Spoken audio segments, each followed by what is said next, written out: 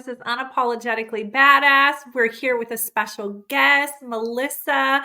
Renee and I are so excited. We cannot wait to dive into this episode and just hear everything that Melissa has been through, the good, the bad, the ugly.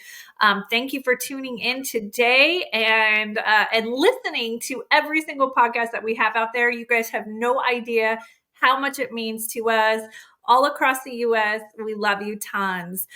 Renee is going to introduce Melissa and share a little bit about her background before we dive in here. So Renee, take it away, girlfriend. Yes. So thank you, everyone. Thank you, Melissa, for your time. I'm super excited for everyone to meet Melissa because I've known her. We were just talking about it. We're like trying to figure out how long has it been, but we think it's been about 15 years, which is mind blowing because, we're only 30, and we're both going to actually be double nickels soon. So, we're at the same age and you want to talk about a badass. So I've admired Melissa since I met her, and we met even with the pageant world. Mm-hmm. I don't know if Melissa knows this, but so I'm going to tell a story about how I met Melissa and her wonderful family. So I was newer in my business with Touchstone Crystal, and I always had a very big passion for pageantry. I was in a few pageants when I was younger, and I learned very early on that I'm not the pageant girl. That's just not me. I am not put together enough. It's just for anyone else. So anyway, but I loved the pageant world and I love what it can do for women for sure. So I had gone through, this might be a long story, so I'm sorry, but I'm going to weave like somebody else we know, weave stories. But I was through my divorce, and I remember during my tumultuous ending of the marriage, my ex at the time would make fun of me for watching Real Housewives. It's one of my guilty pleasures. I freaking love the show. I don't want to be them. I just love it as a distraction. But anyway, so I'm watching Real Housewives and I see a commercial for a show on Bravo called Game of Crowns. And I went, oh, what? This is a show, right? Was that the name of it, Melissa? Game of Crowns? Yeah. I have a bad memory and I remember this. I try and forget it, but yes, that was. So I'm like, this is a show about women in pageantry. And I'm like, adult women. So in the Mrs. America pageant system. So I'm like, wait a minute, I need to. And then I started seeing the, and I go, oh, I know this one. I know this one. I know of this one. So I started watching it and was intrigued. And when Melissa and her mom were on it, because they were the pageant directors for the Mrs. America for Rhode Island, New Jersey, you did Connecticut, and then you added Massachusetts. So they've been directing, and I'll have Melissa explain her background. She's been a pageant queen, like amazing story. So anyway, when I saw the episode where they were directing, I went, these women would freaking love my jewelry. So I put my big girl pants on and I researched and how do I get in touch with them, and had a conversation with her mom, Elaine. And I'm like, hi, I'm Swarovski's Touchstone. Like I was, I would love to sponsor you. And she was like, oh, I love Swarovski. So it was an instant love. They were such, and always have been, such a huge supporter of mine and all the craziness that I've done. And I just appreciate, when I say such a loving family, it's beyond. When you meet Melissa, you're instant family. You're instant family with her mom. Her father, may he rest in peace, was such a driving force. And we were just saying today is actually the day of the recording, is his birthday. Happy heavenly birthday, right? Birthdays are the hardest, right? So that's how I met this wonderful woman and her family. So I so appreciate you coming on, and let me just turn it over to you so you can share kind of your journey and the pageant and all of that. So share your. Yeah, thank you. Thank you for having me. I was very excited to do this today. And as Renee said, I worked for the Miss USA organization for a long time, and Mrs. America. I was Mrs. Rhode Island way back in 1994, and went to the Mrs. America pageant. And then we just stayed involved afterwards. We became state directors, and then we added states as time went on. We added New Jersey, and then at one point we had Pennsylvania, and then Connecticut and Massachusetts. And in tandem, we worked for the Miss USA organization as well. And we would travel around, and I would be on the production side. My mom was on the recruiting side, and we worked for specific states. And it was a blast. We had a great time. And that's, of course, how we met Renee, she was so generous with her time and, putting all of her, being a great sponsor to all of the ladies love you. And it's been a great journey. We've been through divorces, remarriages. I love my career now. I do coaching for executives, and we also have a podcast called The Job Chicks, my partner and I. And, this year I'll be celebrating, actually on New Year's Eve, my 5-year cancer-free anniversary. So I'm very excited. Yay. Oh my gosh. What are you going to dive in and let everybody know, like, what kind of cancer you had? And okay. Sure. Yeah. I was actually diagnosed with triple negative breast cancer, which is an extremely aggressive form of breast cancer. And they don't really know what causes it. It's probably an environmental thing, exposed to something. I went through all the genetic testing. I had 0 markers for anything in my genetics.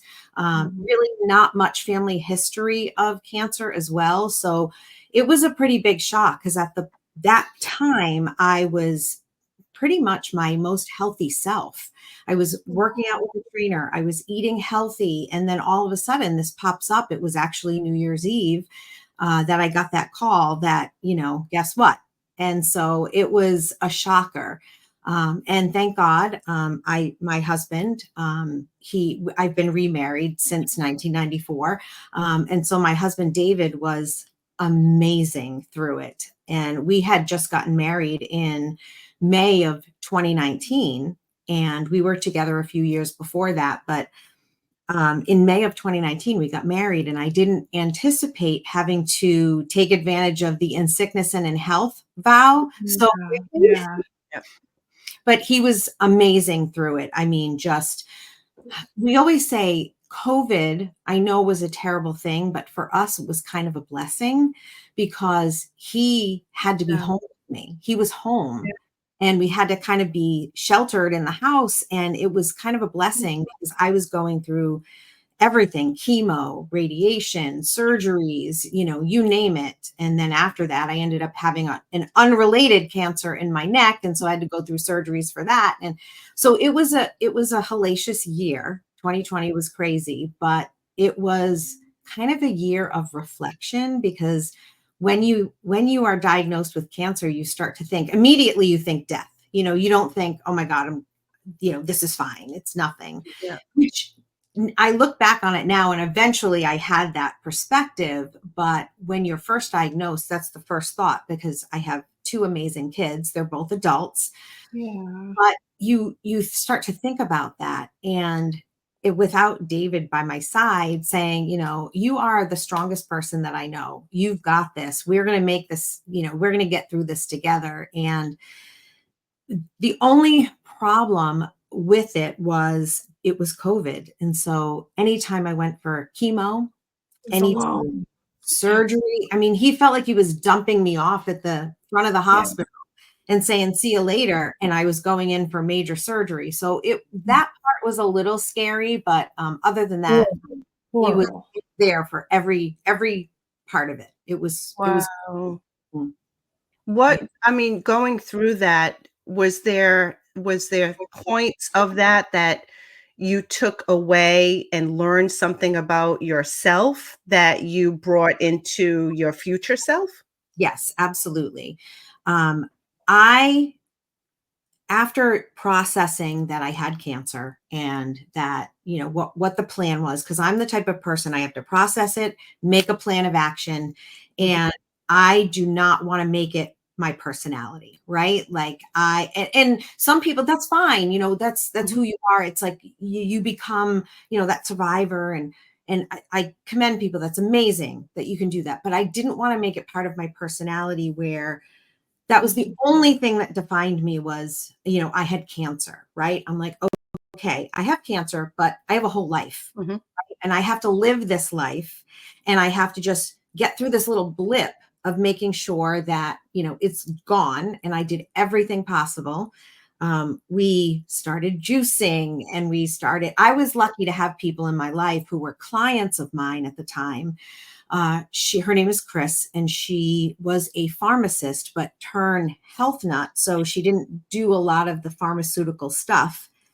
So she gave me all of this protocol to do between, you know, seaweed and, you know, all the things that that you read about. And I was juicing, and I was eating healthy, and I cut out all sugar and everything. And my mindset was the biggest thing.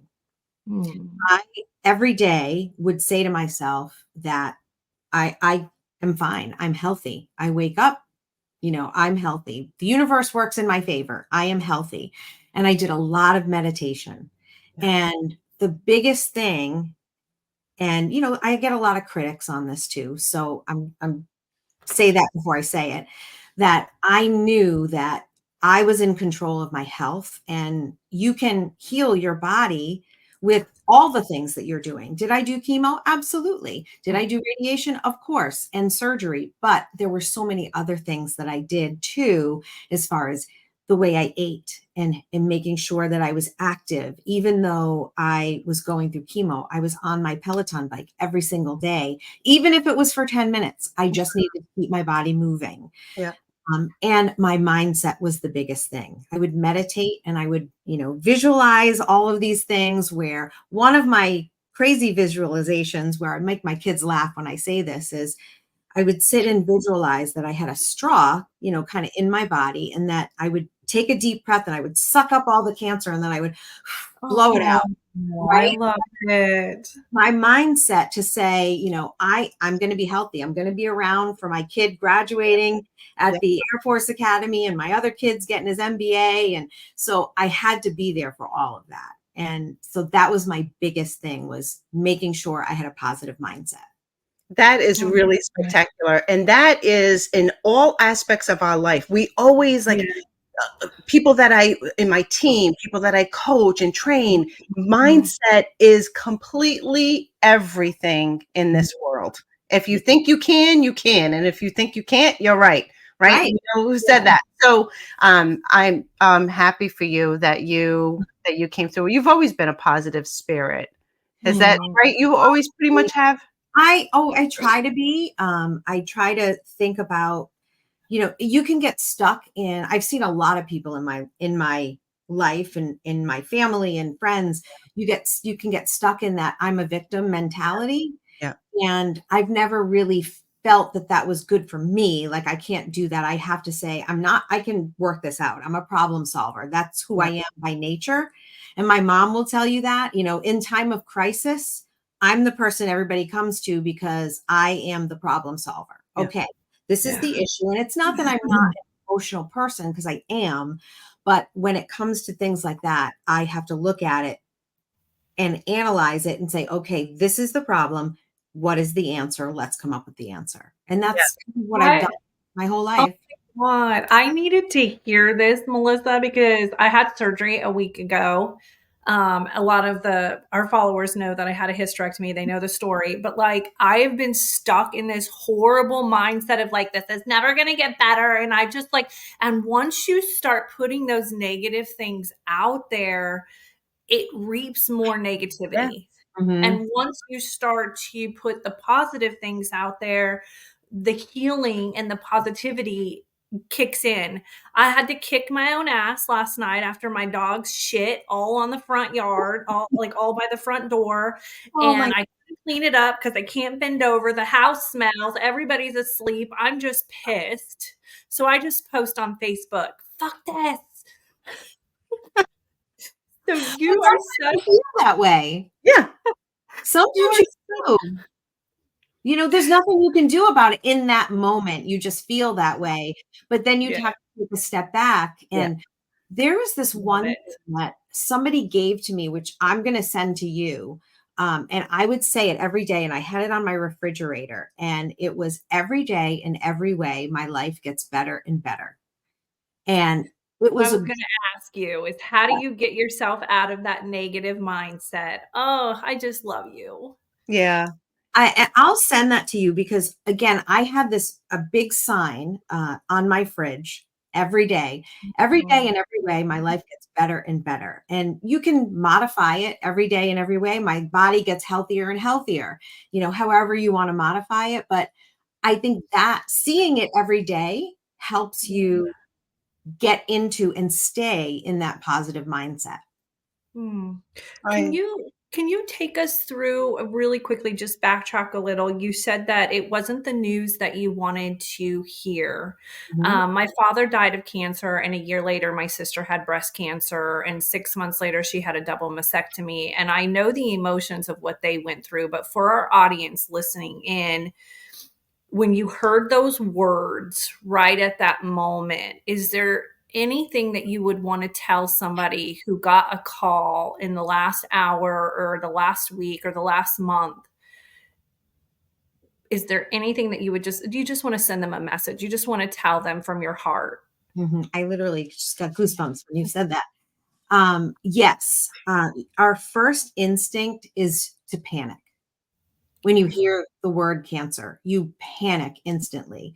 And don't panic, you know, just absorb the information and realize that, okay, there's so much more to come. You know, they're going to give you so much information and don't get overwhelmed and don't panic because in today's world, cancer is curable.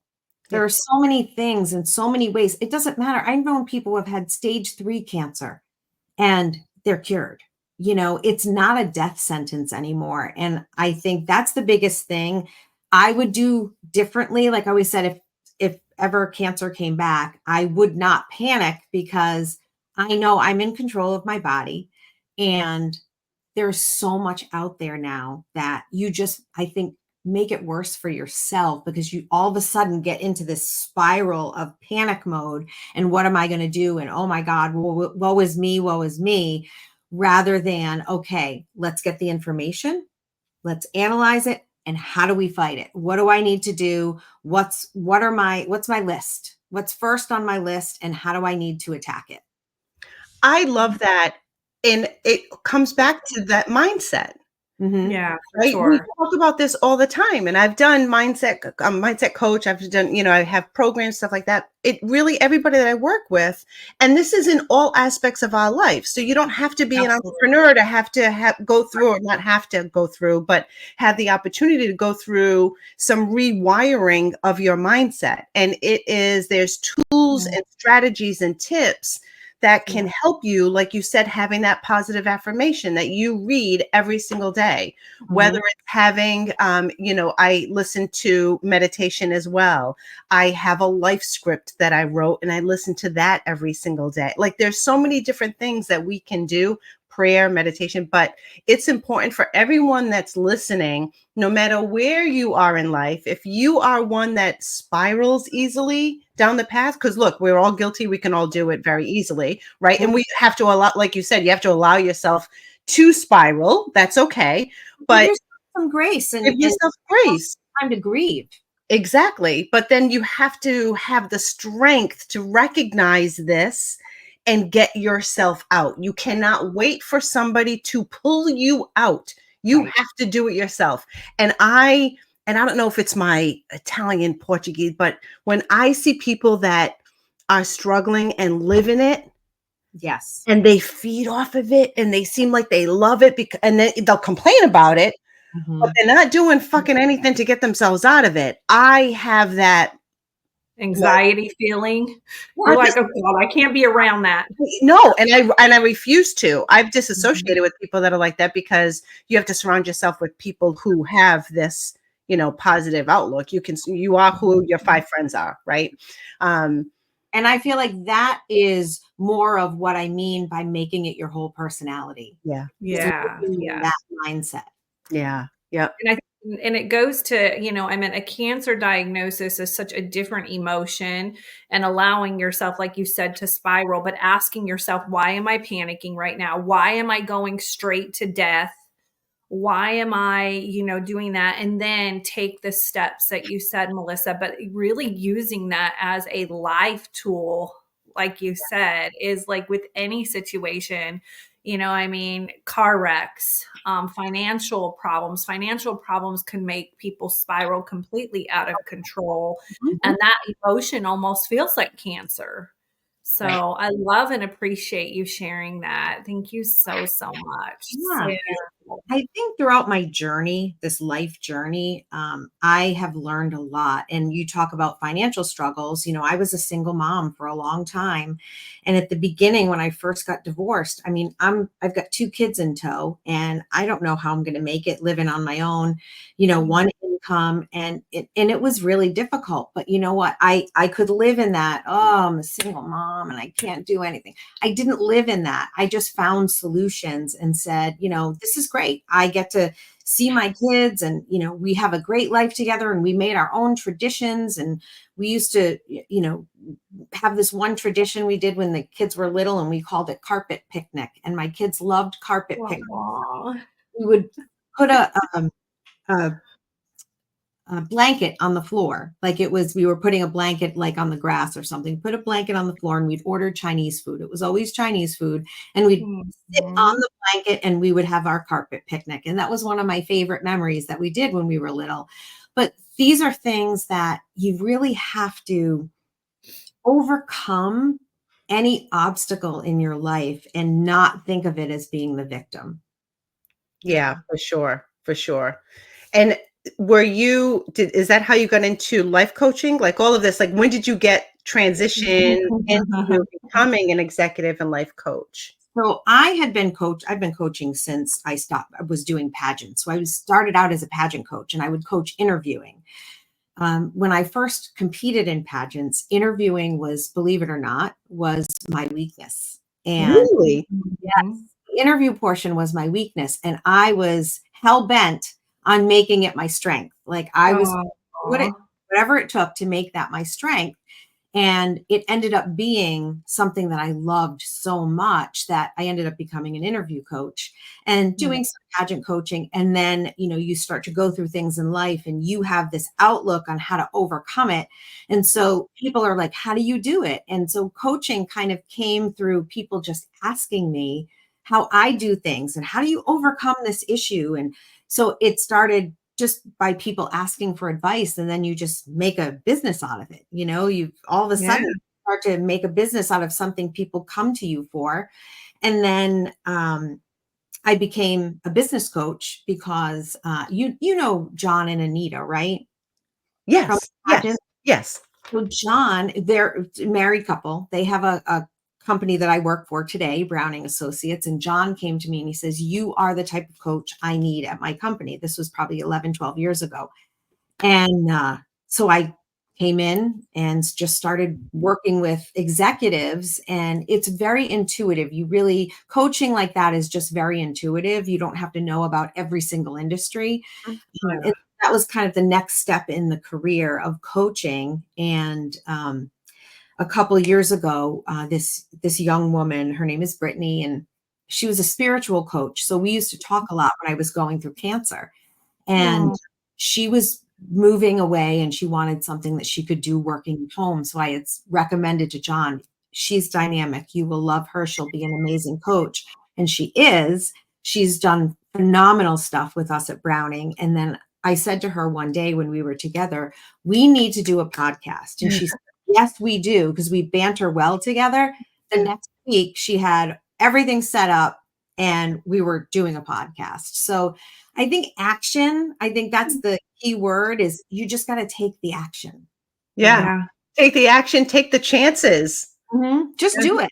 Just do it, right? Renee and I we talked about this like back and forth, and I just was like, Renee, I'm just kind of a dive-in girl. And she goes, you know what? Me too. Let's do next week.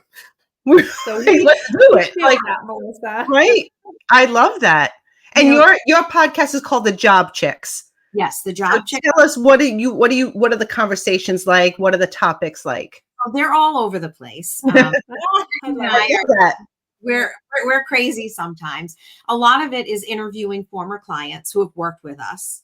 Okay.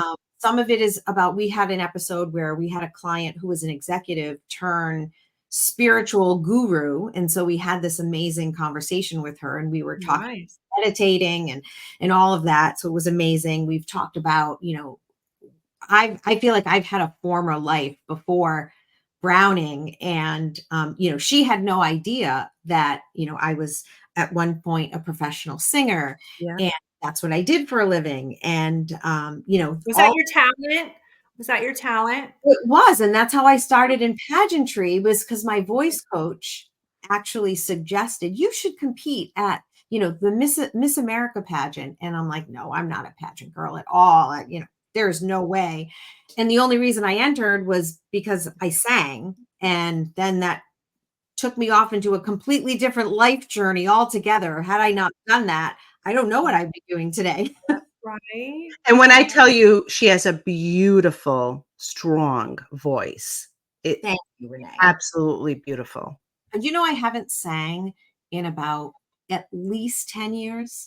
Really? Okay, sing us the line. Okay, I'm ready. Say, it's all going to be okay. Come on, I want to hear it. I need to hear the music to my ears. Videos, that's okay. Yeah. Oh, it's really a beautiful. So 10 years. Why did you stop? Is there?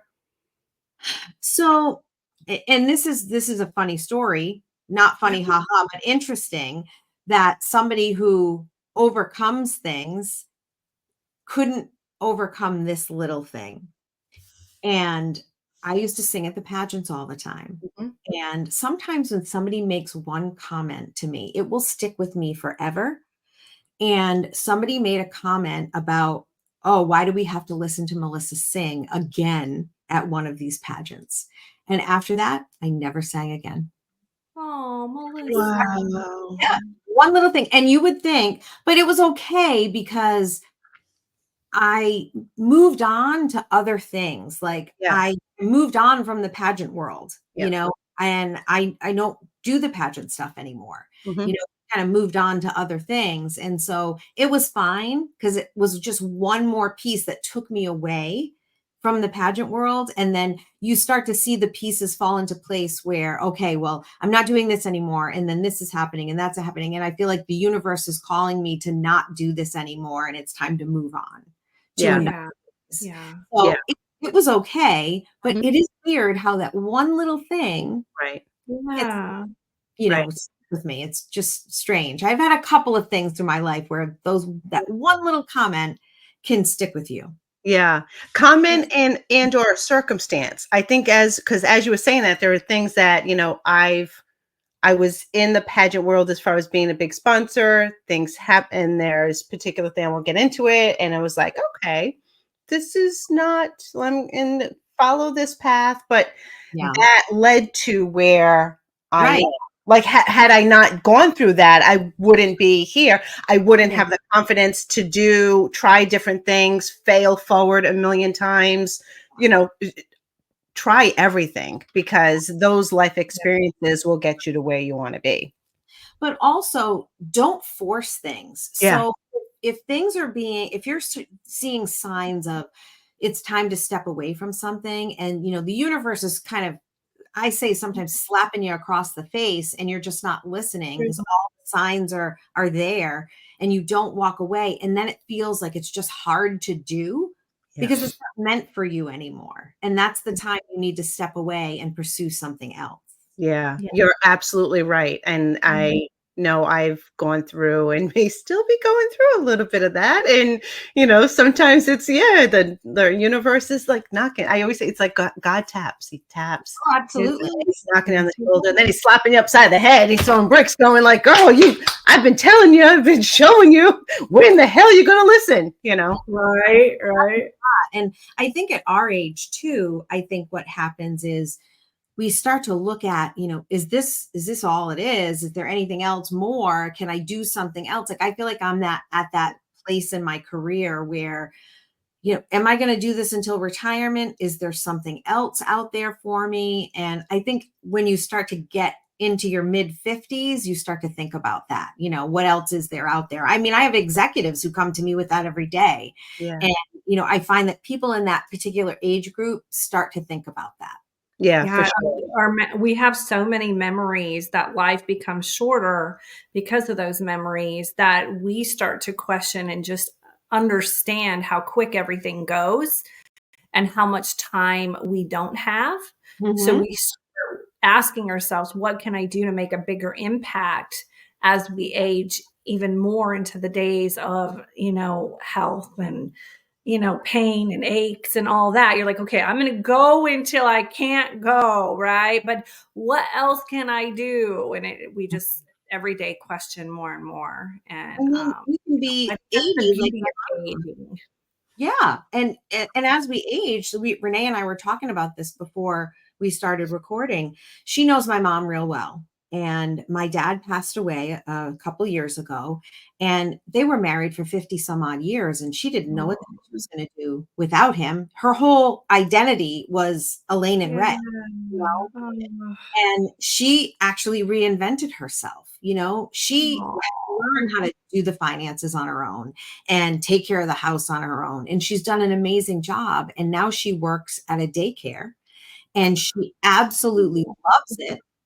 And she's become a different person. She went from looking frail and tired because she was so upset over my dad to this vibrant, almost 80-year-old woman who you would never know is 80, but the way she moves around, and she just looks super healthy now. So even at that age, you're sometimes reinventing yourself. And she's like, I will work until I can't work anymore because I don't want to retire. It's never too late. We always say that, Renee, right? It's never too early and it's never too late to just find you and love yourself. Well, and that's the thing, is finding you. I think I think the temperament with our age group is we're at that point where, okay, if we're looking at the rest of our working lives, what do we want that to look like? And are there other passions that we have that we want to fulfill, whether that's through a work environment or through social or through, entertainment and recreation. But I think that's where a lot of people go like, okay, I'm going to reinvent myself. I want to do something a little bit different. I've done that. I've worked for so-and-so, or that was my path. But now, you know what? I want to start a podcast. We're going to start a fucking podcast. Right. Melissa, is there anything that you're that's brewing in your life, or anything else that's she's loud. She's like, yes, this and that. This and this. I made my husband laugh. Yes, there is. There's always something else that you want to do, but I made him laugh as we were talking about it. And he's like, well, what do you want to do? And I said, honestly, I've never been able to be a stay-at-home mom and be a trophy wife. And that's really what I aspire to be. And he just started laughing. He goes, if that's what you want to do. I love it. You deserve it, girl. You deserve it. I will not do that. But in reality, I don't know what's coming next, but I know I will be led down the right path, because every day you think about it. I don't know if anybody else does this. You've heard of vision boards, right? Everybody's got a vision board. I don't have a vision board. I have a book. Yeah. And I've been doing this book since, I'm going to say 2005. And every year I make a new book. And it's kind of like a vision board, but every day I just flip through the book. And when something happens that I happen to receive something that's it, I write a big thank you right across it. And I just flip through it. And I don't know who asked me about this recently, but I made a list. I'm going to say this was probably maybe 15 years ago. I made a list of the type of man I wanted to marry, who I wanted to be with, what he would look like, how he would be, everything on this list. And my husband is literally everything on this list. I did the same thing, girl. Including the light eyes.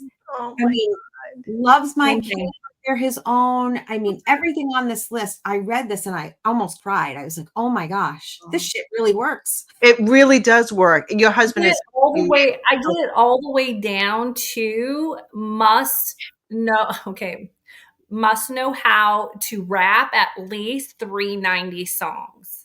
Okay. And I know that sounds silly, but I was like, okay, if he can't be funny and like actually know some 90s music, then like he's not for me. And oh my God, my husband is way above that. But I know exactly what you mean. And I just, every time I read it, I was like, must love baseball. And just these little weird things that I was like, I'll never find him. He's not real, but I was like, but this is what I want. And I'm not settling.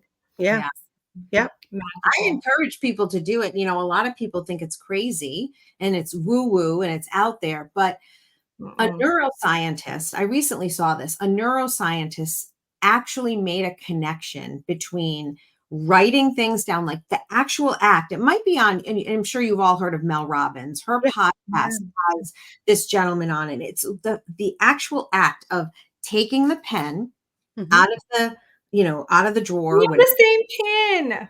Oh yeah. Do you have it too, Renee? Oh my God, we are too funny. I'm so sorry, y'all. Got it in a few colors. Okay, yeah, we love the sparkle. Listening, we're holding up these pins that have the big, huge diamond stones at the end. Oh my God, I love you, girls. Okay, I'm sorry, Melissa. Okay, go back to writing it down with a pen. Well, taking the pen, all of the actions, taking the pen out and opening the book and actually saying the words and then writing them down and then reading what you wrote, all of that really connects different pathways in your brain.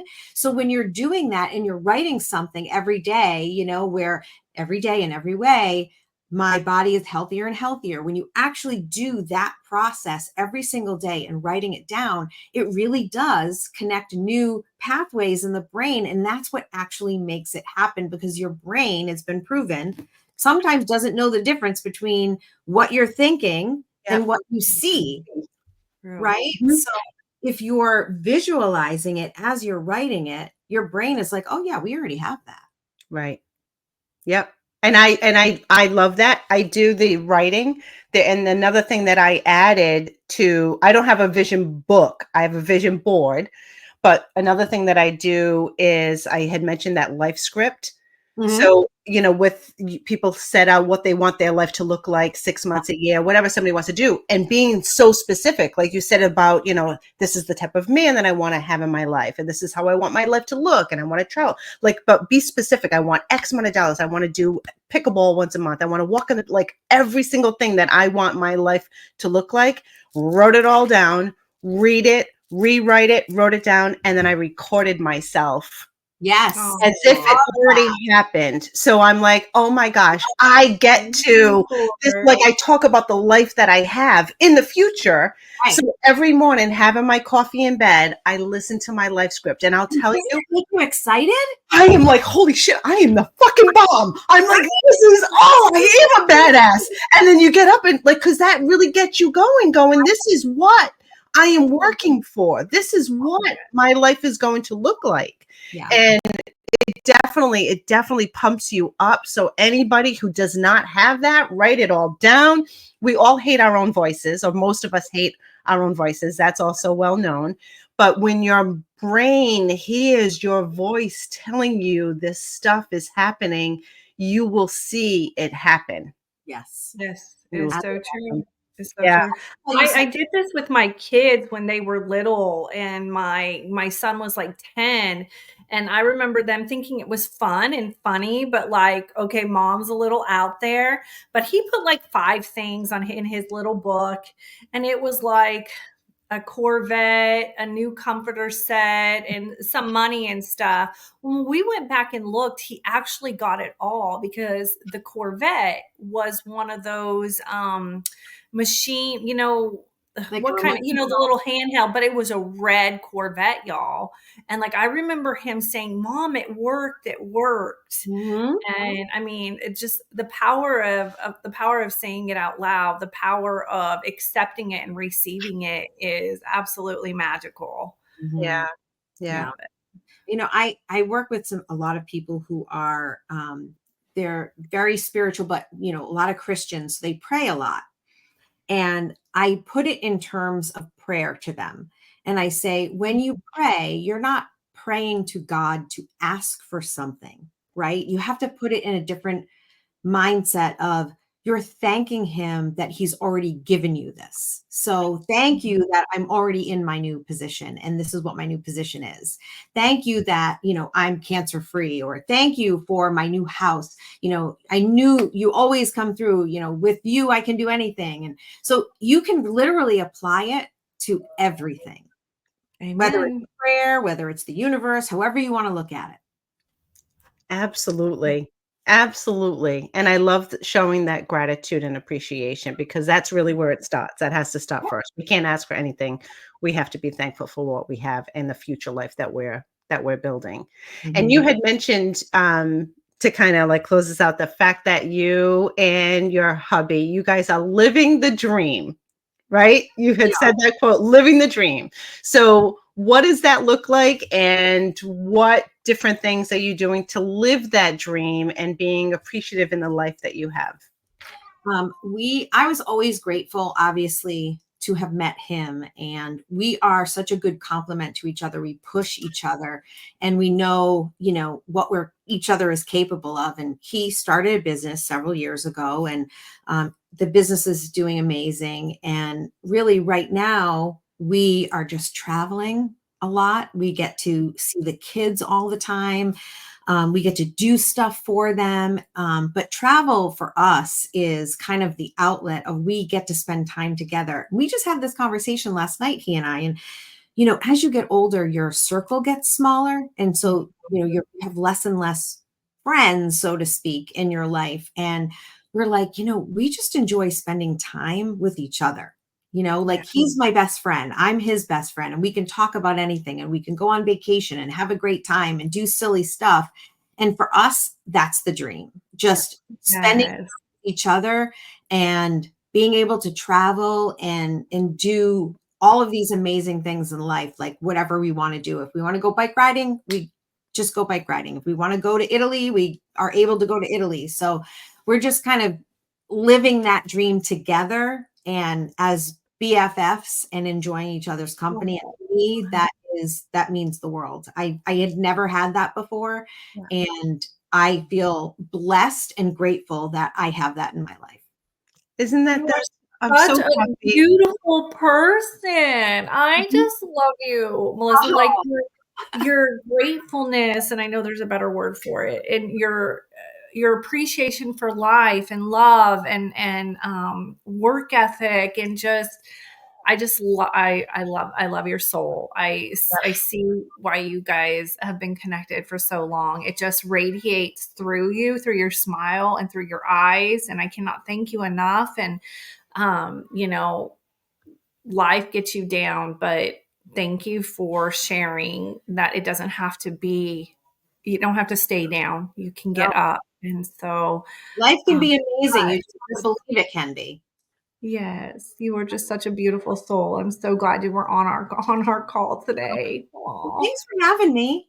Oh, thank you so much. You definitely are a beautiful soul. Appreciate you. And everyone, go listen to the Job Chicks podcast. Yeah, and Melissa, after this one airs, comment in the comments so people can click on it and add the link if we don't add the link, but we might forget, because it's just, we're kind of like that sometimes. So just make sure to add the link in the comments so other people can go and grab it and add another one to some fun. I've enjoyed everything that you've said, so I'm definitely going to go and grab it myself and listen to some, because I think that you are the type of person that as soon as I click play, it's going to enhance my mood, or at least make me smile or put things in perspective. Yeah, I think Melissa, your next chapter is recording positive affirmations that you can just put out there on your YouTube channel, and then we can just listen to that beautiful voice and that the positivity, and that will get us going every single day. You being my career coach, I love it. Right, there you go. Thank you all so much. And stay tuned for more of the Unapologetically Badass podcast. Have a great one, all. Mwah.